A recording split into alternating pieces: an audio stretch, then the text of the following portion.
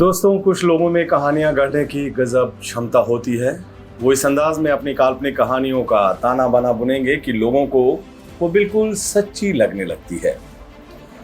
वो प्रोड्यूसर के डिमांड के हिसाब से रेगिस्तान में गुलाब के फूल खिला देंगे।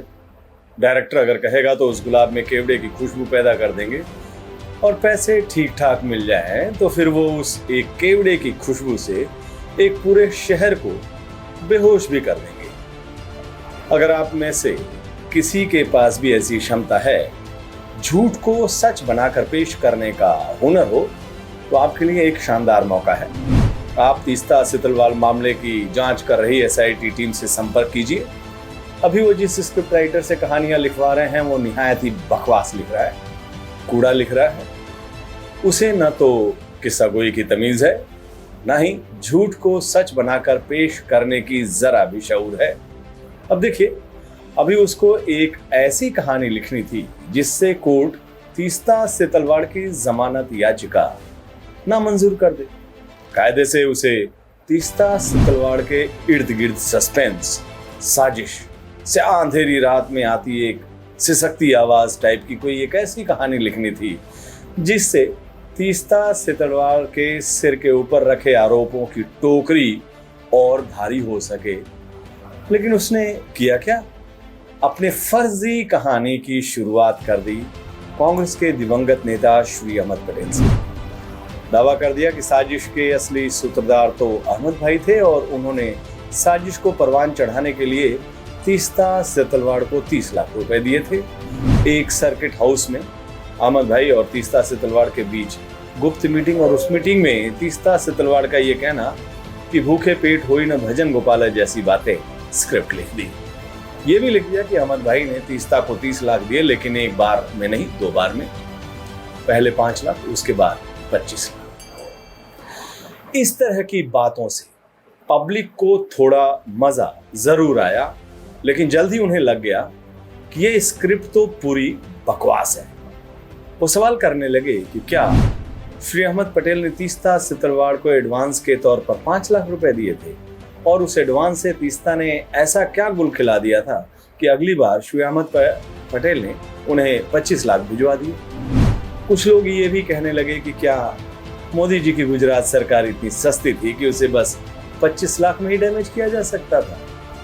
कुछ लोग ये भी कहने लगे कि यार, अपनी कहानी में कम से कम एक ऐसे शख्स को तो मत घसीटो जिसका पूरा राजनीतिक सफर बेदाग रहा है, जो कभी इस तरह के किसी विवाद में नहीं पड़ा, और सबसे बड़ी बात कि वो अब अपना पक्ष रखने के लिए इस दुनिया में, इस संसार में नहीं है। बीजेपी के कर्ता धर्ताओं को भी लग गया कि एसआईटी की स्क्रिप्ट कूड़ा है और वो उन्हें एक्सपोज कर देगी। तब उन्होंने अपनी पार्टी के पटकथा लेखक संबित पात्रा को मैदान में उतारा। संबित पात्रा की स्क्रिप्ट राइटिंग खुद सुहाना। काले धन की समस्या को कश्मीर से शुरू करते हैं, महंगाई को साल 1943 में आई महामारी से शुरू करते हैं। गनीमत यही रही कि संबित जी ने ये नहीं बताया कि नोट 500 के थे या फिर 100 के। शुक्रिया अदा कीजिए कि उन्होंने बैग का कलर भी नहीं बताया। सच पूछिए तो संबित पात्रा की बातों से उतना मजा नहीं आया जितना उनके चेहरे की भाव भंगिमा देखकर आ रहा था। अपने देश के कई शास्त्रीय नृत्यों में चेहरे की अलग अलग भाग भंगिमा के जरिए गीत संगीत के सार्थक संदेश को दर्शकों तक पहुंचाया जाता है। संबित जी के चेहरे का अंदाज कुछ वैसा ही दिखा। बेचारे का चेहरा ही चुगली दे रहा था कि इस बंदे के दिल में कुछ और है और जुबान पे कुछ और। तो दोस्तों, लब्बो लुआब यही है कि सरकार की जांच एजेंसियों और खुद बीजेपी पार्टी के पास ढंग के स्क्रिप्ट राइटर का अकाल पड़ा हुआ है। निश्चित रूप से सरकार के काबिल लोग अच्छे स्क्रिप्ट राइटर की तलाश में होंगे जो उनके मन मुताबिक कहानियों को गढ़ सकें, कहानियों को तोड़ मरोड़ कर पेश कर सकें। तो ऐसे में फर्जी कहानियां गढ़ने में माहिर लोगों के लिए एक अच्छा मौका है। उन्हें जल्द से जल्द सरकारी नुमाइंदों से संपर्क करना चाहिए। सरकार का भी भला होगा और उनका भी।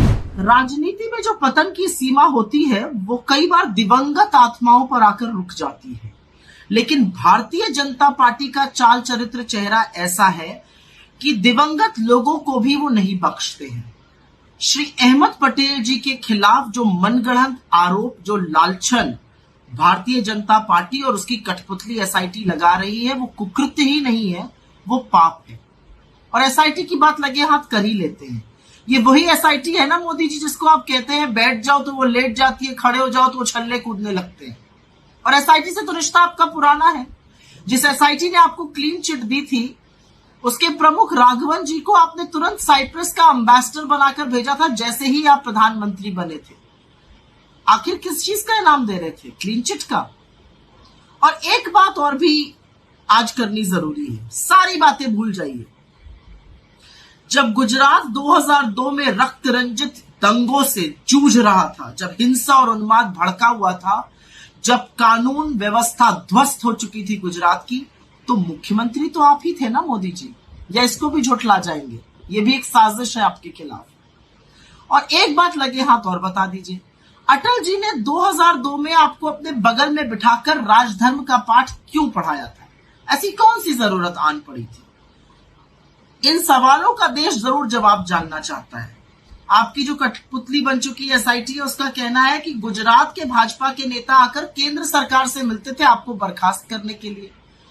तो मुझे ऐसा लगता है ये अटल बिहारी वाजपेयी जी की केंद्र सरकार से आके मिलते होंगे 2004 के पहले। और अगर हमारी से भी मिलते थे और हमने कोई हथकंडे नहीं अपनाए आपकी तरह लोकतंत्र को ध्वस्त करने के लिए, तो सवाल लेकिन जरूर एक उठता है कि ये लोग आपसे असंतुष्ट क्यों थे? ये गुजरात के नेता क्यों आपको बर्खास्त करना चाहते थे? इनको क्यों लगता था कि लोकतंत्र के लिए और इस देश के लिए आप हानिकारक है? ये सारी बातें भूल जाइए। चुनाव आया, आपको शगुफे छोड़ने थे, वो आप कर रहे हैं। आपको ध्यान भटकाना था रुपए से, आपको ध्यान भटकाना है बेरोजगारी से, महंगाई से, जिससे ये देश जूझ रहा है, इसलिए आप ये कर रहे हैं। लेकिन दिवंगत आत्माओं को तो अपने इस पाप से बख्श दीजिए।